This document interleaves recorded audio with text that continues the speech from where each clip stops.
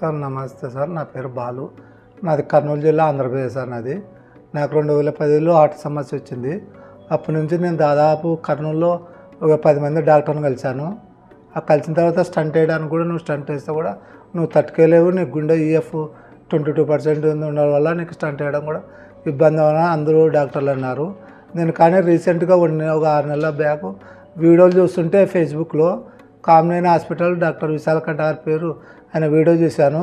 నేను వెంటనే ఆయన వీడియో చూసి ఆయన ఫాలో అప్ అయ్యి, నా పరిస్థితి ఇట్లా ఉందంటే నేను ఈ విధంగా చేస్తానంటే, ఏ విధంగా చేస్తావు సార్ అంటే, నీకు ఐఏబీపీ వేసి హార్ట్కి ఇబ్బంది లేకుండా నీకు ఆపరేషన్ చేసి మంచిగా నీకు భవిష్యత్తు ఇస్తారని చెప్పినాడు. నేను సార్ మాటలు నమ్మి నేను